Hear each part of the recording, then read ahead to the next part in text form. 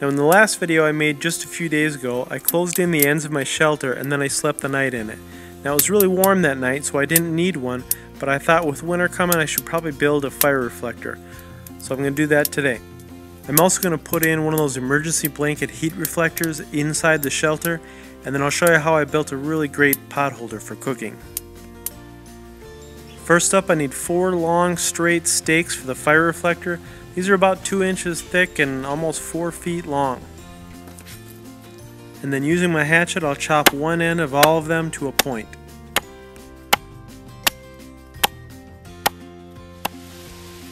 Then I'll use my knife to chamfer the other ends so they don't split when I pound them in.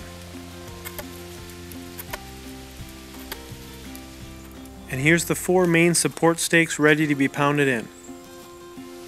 I wanted this fire reflector wide and tall because I have some other ideas that I want to use it for. So I cut a main log, put it in place, and then pounded the 4 stakes in around it. I forgot my tripod, so I didn't get video of me actually pounding them in, but I just used my hatchet.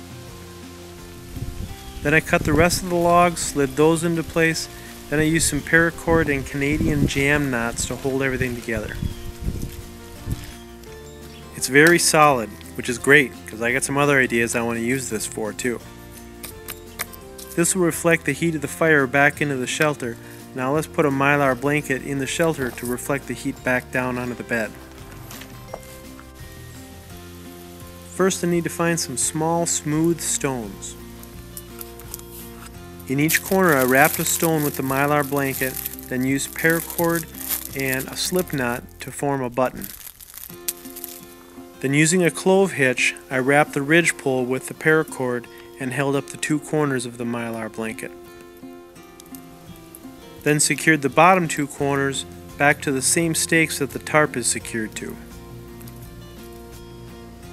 Now I was using a tripod for cooking over the fire, but it just seemed to take up so much space. I got a better idea.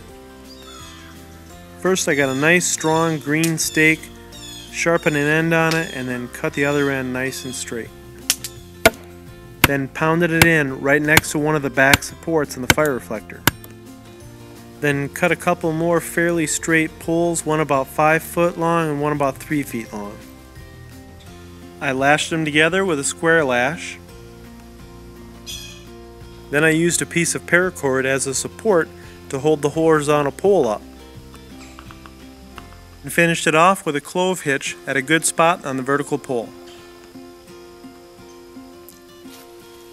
I used more Canadian jam knots to hold the vertical pole of the pot hook to the vertical pole of the fire reflector.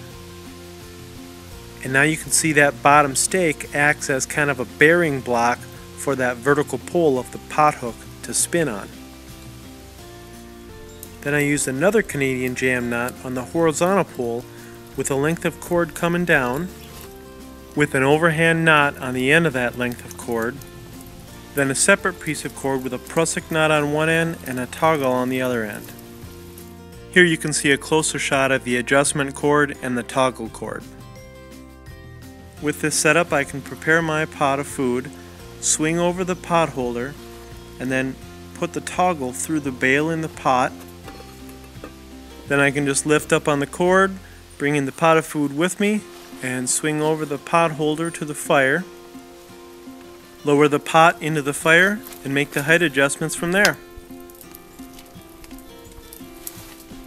I can also make large height adjustments by just wrapping the cord over the horizontal pole like this. It's also easy to remove the hot pot by just lifting up on the cord and swinging the pot hook over to the stump. Then set the hot pot on the stump and drop out the toggle and you're good to go. Then swing the arm of the pot hook in line with the fire reflector and it's out of the way. A couple improvements I'll make next time I go is to remove the bark on the vertical pole where the paracord rubs against it to make the cord last longer. I'll also switch out the color of the toggle cord to a different brighter color to make it easier to see which knots to grab. Well, that's it for today. Thanks for watching. Please like and subscribe, and I'll see you next time.